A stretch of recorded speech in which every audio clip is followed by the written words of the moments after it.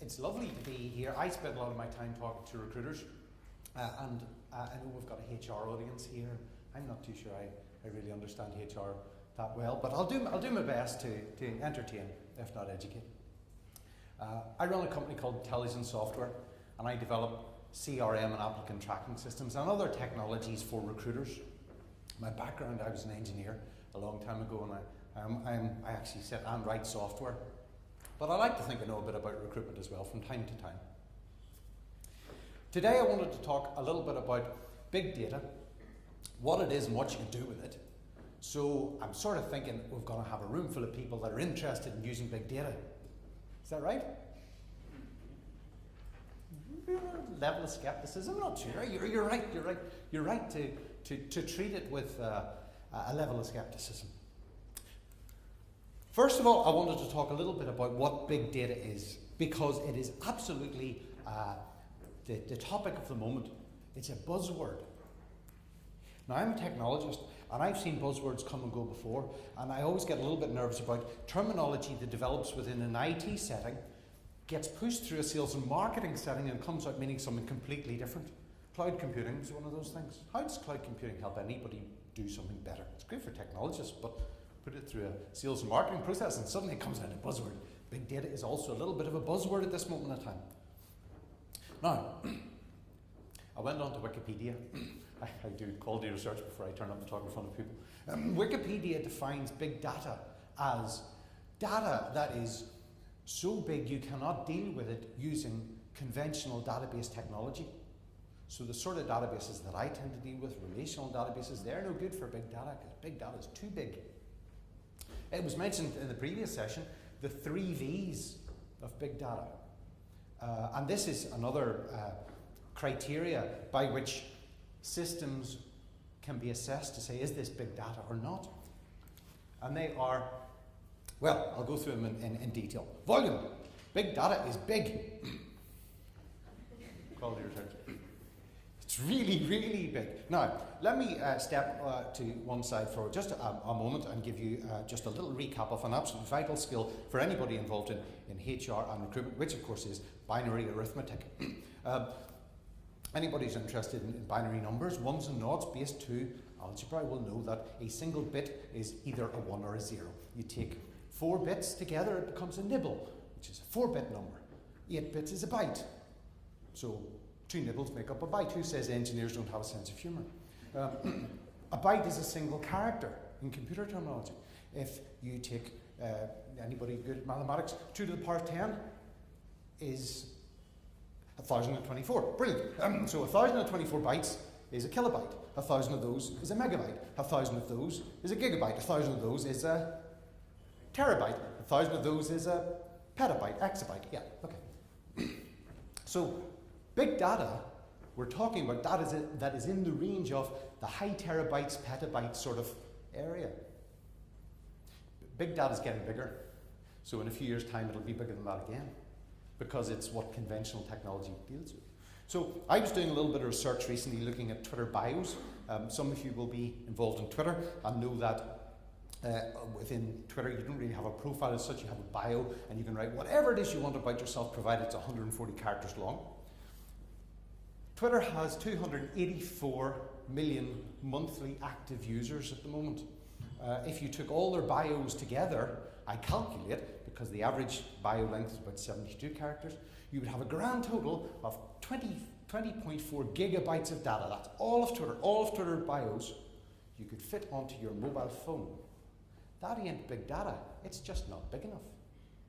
You would need 50,000 times that amount of data to be in the range of big data, to be up at a petabyte. You get the idea, big data is quite big.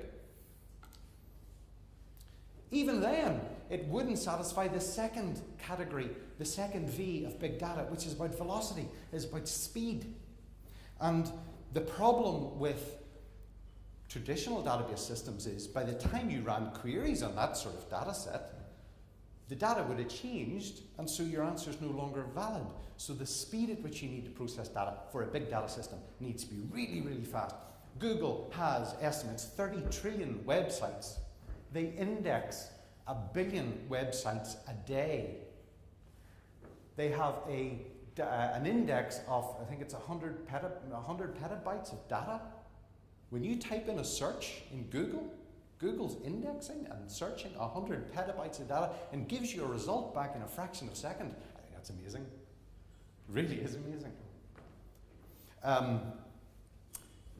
I've got some other examples, but I've no idea what my timing's like. CERN, the Large Hadron Collider, they've got over 1 million sensors in that. And they're looking at events that are happening in a tiny fraction of a second. They take thousands of measurements. Think of the amount of data that they process in a fraction of a second. Variety. Again, another big challenge facing technologists in the big data space is the amount of structured and unstructured data that's out there. It's not just text, it's video, it's audio, it's pictures, it's links, it's anything and everything that comes together that gives you all this collection of data. You start to think to yourself, maybe this big data is a little bit too big for me. There's not too many people here that are going to have access to big data, unless you're Google or Facebook. These sort of organizations, they deal with big data. Do any of the rest of us have access to this sort of stuff?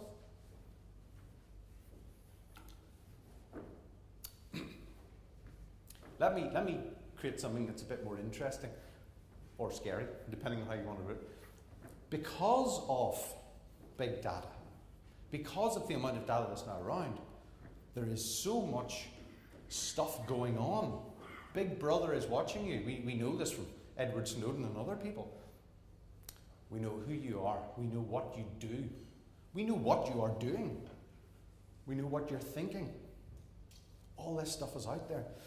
A couple of years ago, I was with a guy, a company called Social CV, Bill Fisher. Some of you may know him. The company was subsequently bought by Dice, and he had this brilliant thing that he was showing it off. What it was they were aggregating all the social profiles in the world. So connecting LinkedIn to Facebook to every other social platform. And he had a system set up that was monitoring a geographical area in America, which was where an SAP conference was happening. And in real time, as soon as somebody at that, within 500 meters of that conference sent a tweet out, it was flagging up their entire social profile on his screen in real time. Boom, boom, boom. All the people that were at that conference flagging up. So he was able to watch who was at an event in real time on the other side of the world. They were doing really clever stuff. Interestingly, that was a few years ago. Bill at that stage, as far as I recall, was telling me he was indexing 500,000 profiles a day, which you think is a big number, but it's not really, because LinkedIn has maybe 300 million profiles. So at that rate, it would take him 2 years to index LinkedIn. You know, so that gives you a scale of the size of data that we're talking about here. Another little example, which you may well have seen on the news, the Samaritans put out an app recently, which was to monitor the people you follow on Twitter and to alert you if any of the people you were following looked a little bit suicidal. And they pulled it because they could potentially encourage people to be stalkers and trolls, and which is a pity really, because it was an interesting idea. But that just gives you a sense of how data that is publicly available can be analysed, and you can get emotional information about people. It really is, you know, if you think about the recruitment space, whereas when I was a recruiter we had a CV, but now what does a CV become? You know, you can find out what people think, what they talk about, what they do. It's not just about interviewing somebody anymore. You can just look back at their Twitter stream to see what they're talking about, their Facebook pictures or whatever. So the amount of information that's available to you as recruiters, but also from your staff and your applicants about you and your companies, is really interesting and really scary. So based on that definition of big data, maybe you're thinking to yourself, you know, I'm not too sure we use big data. You might be thinking that. But I use big data every day. You all use big data every day, probably. The way I use it is Google. When you do a search on Google, you're accessing big data. So maybe if today's talk is part of what I do is I want to try and debunk this buzzword of big data a little bit and say the emperor does not have clothes. because it is one of those words that people sort of use. But a lot of time when you're using it, you don't mean big data, you just actually mean data. Do you use Twitter? Yeah. Yes. You use Twitter? Are you actively tweeting? Do you, no, right. Oh, if you do actively tweet, my Twitter handle is intelligence, spelled with a number 1. There was a little typo in the books. If you want to tweet, if you want to say this is the best presentation of the session, that'd be cool too.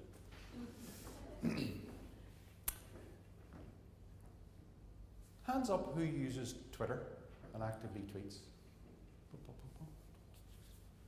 Okay, is that maybe about 10-20% of the audience here?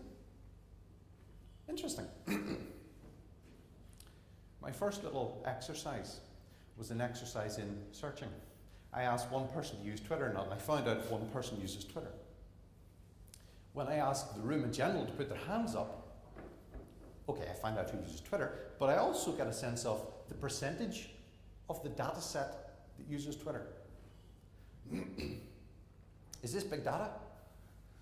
No, it's a room full of people. It's analytics. So a lot of people, when you talk about big data, sometimes you're actually talking about small data, and sometimes you're talking about analytics. And me being a little bit of a pedant, I just appreciate people getting the terminology right and know what you're actually focused on and what you're talking about, because it's very important. So let's talk then a little bit about searching data, big or small, I don't care, and what you can do with it. Oh, now, if any of you are anyway interested in anything I produce, you're very welcome to go and have a look at my blog page. I have a tendency to do YouTube videos from time to time about sourcing and the sort of internet searching. And I wasn't too sure how many, because it's a HR thing, I didn't know how many of you were recruiters, and even then I didn't know how many of you were interested in sourcing. I know there was some mention of it yesterday. And you know, one of the bases of sourcing is about using search engines. And boy, oh boy, oh boy, oh boy, I love Google. It's such a lovely piece of software. I'm talking as a technologist and a developer now, because the user interface is so simple. Nobody ever rings up looking for technical support from Google or some training from Google, you know, the way my customers ring me up looking for training. I wish I'd produced a product that was so simple to use and so intuitive that people would just use it. But Google is so simple to use, but yet so complicated underneath in terms of what it does. And I just thought I'd play around a little bit with, just to whet your appetite to some of the things you can do with Google to show how powerful it is. If you're, the guys from Social Talent were here yesterday and today. If you're interested in learning about sourcing and stuff, definitely check out what they do and look at my blog. This is called a Boolean search, and it's just putting stuff into Google. And you can use ands and ors and brackets and quotation marks and little stars and other symbols to tell Google what it is you're looking for. So you will be amazed what is on the internet. I just typed in CV or resume, programmer developer, Edinburgh, Scotland, and the first result I got was the CV of a developer in Scotland. Isn't that amazing, just how you type into Google and get what you want? And it's so simple. Do it. I mean, why would you think it's difficult to get candidates nowadays? It's not. You just search Google. Google can also be told to search not just the whole internet, but very specific sites. And it was mentioned yesterday, someone was talking about X-ray search. If anybody knows what X-ray search is, all it is using a search engine and using this operator, site colon, all in lowercase, and then you tell Google, I only want to search, in this instance, the UK pages of LinkedIn.com. And I was looking for Edinburgh and a civil engineer, and I'm getting, according to Google, don't believe it, 18,000 civil engineers on LinkedIn. I can search LinkedIn through Google more effectively than I can through LinkedIn. Isn't Google such a lovely product? I really like Google. It gets even better.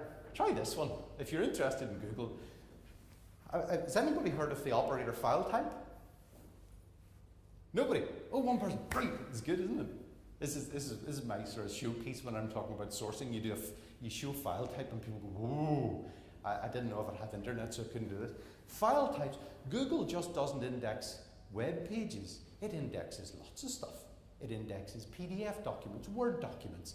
It also indexes Excel spreadsheets. The amount of people that put stuff up on the internet is just amazing. I typed in file type XLS, Scotland or Scottish, attendees or mailing lists or directories. And one of the first ones that came up was a list of all the names and addresses, or names and email addresses of people attending an IEEE conference in Scotland. IEEE is the Institute of Electrical and Electronic Engineers. And you get all their details. Do you ever wonder why you have spam emails all the time? You wonder where it comes from?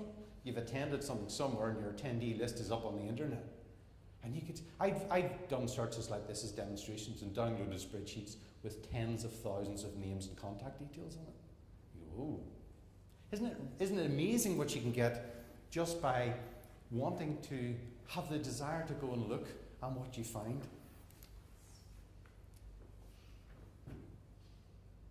Oh yeah, okay. I was trying to remember what I was talking about next. Now, I mentioned earlier on my background is in engineering and electronic engineering. 20 years ago I was a lecturer in an academic institution teaching undergraduate engineers the joys of binary addition. And the way that we were doing things, you know, this low-level searching that I've just shown you on Google, the ands, ors and nots and stuff like that, I think that's only the foundation of where we will get to and are getting to with regards to being able to interrogate this wealth of information that's out there. And a big mantra of mine has always been, it's not data that's important, it's what you do with it, and it's the questions you ask. So hopefully I will encourage you a little bit to not just quiz Google, but then to put layers of cleverness on top of the data that you get, so you're interpreting it, analysing it, or doing something useful with it. And one of the things that I've been working on for the last number of years has been developing tools that try and put layers on top of raw data to turn data into information or get value out of it. And one of the projects I was interested in looking at was saying, right, I want to find out with recruitment agencies, sometimes you're looking for candidates, sometimes you're looking for vacancies, and I was quite interested in trying to find ways that you could source automatically vacancies to identify companies that were about to employ people. But you can also use the same technology just for monitoring sectors, companies, industries, data.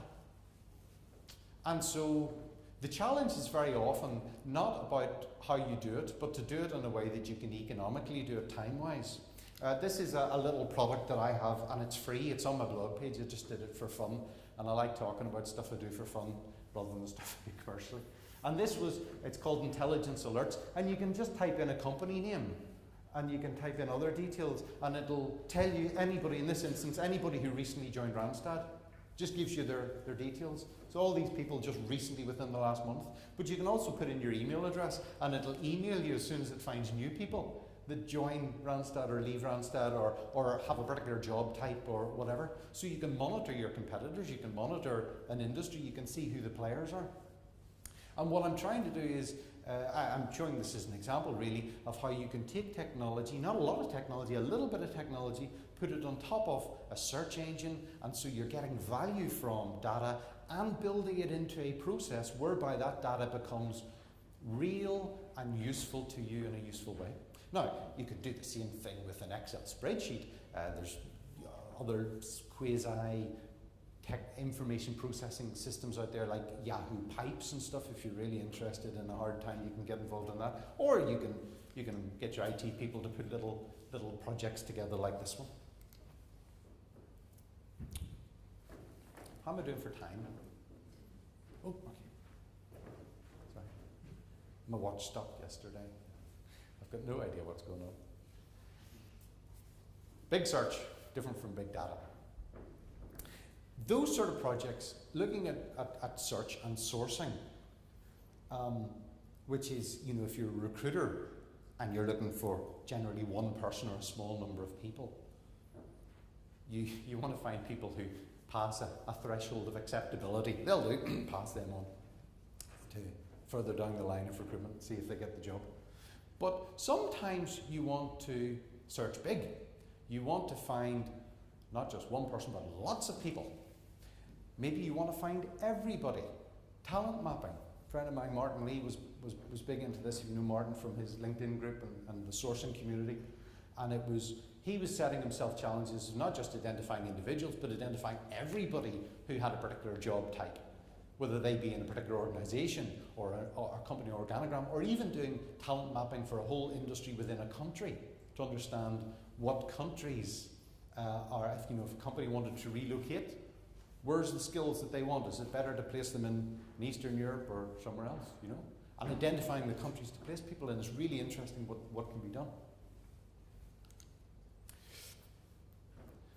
Sometimes I give examples that other people do, but sometimes I like talking about myself because nobody can say that I'm wrong. So I thought I'd just share with you a little project that I did recently, which is just sort of a vanity project, and it amused me, and I don't know what else to do with it now, so I thought I'd talk about it and see if anybody else has any ideas as to what I can do with this project. I was doing a masterclass thing earlier on the year, and the guy that I was doing it with was big into Twitter. And I really like Twitter. I really think if you want to get involved in sourcing, focus on Twitter. That's where the value is at the moment. It's not LinkedIn. Forget LinkedIn. Go to Twitter. That's an aside. But he was encouraging me to get more involved in Twitter as a channel of marketing and broadcasting. My Twitter handle. You're welcome to follow me. And what I wanted to do, whenever what I wanted to do was really identify every recruiter who was on Twitter, because I thought I could, and I wanted to try and get them all to follow me. Slightly bigger challenge. And the process, I started doing it manually, because that's what you do, and then I fairly quickly got bored and I wrote a bit of software to do it for me. And it's really interesting what you can do. So, the process of two aspects of the project. One was about identifying all the recruiters on Twitter, and another one was trying to get them to follow me. Now, to get people to follow you on Twitter, the best way of doing it is simply to follow them, and some of them will follow you back. 20% of the people you follow will follow you back. But whenever you're trying to do everybody, you search on Twitter and find recruiters, and you follow them, and then Twitter says, no, you followed enough people today, so you start unfollowing people, and the next day you follow again. You end up following and unfollowing the same people all the time. That was no good to me. So I wrote a bit of software to, first of all, tried to find recruiters. And what I did was I felt that anybody who was active on Twitter, like Greg Savage and Bill Borman and Craig Fisher and these people that are in the recruitment HR space who have big Twitter followings, follow all those people, find out who all those people are. And I downloaded their bios. Within an afternoon, I had 500,000 bios downloaded. 500,000 people on Twitter. It's really easy to download lots of people on Twitter. And then set up another program to sort of automatically follow them. I went on holiday for a week and came back and I found I had 6 million profiles of people on Twitter downloaded onto my system. And within 2 months I had another 10,000 Twitter followers. And it was just really interesting how, okay, I'm a software engineer, so these things come a little bit easier to me, but it was really interesting to see how you can access so much data so quickly, and it's so open and so available to you. So, even though, as I mentioned earlier on, Twitter bios will never make a big data system because they're not just big enough. It's a lot of data. It's not big data, but it's a lot of data, and it's really interesting what you can get out of it.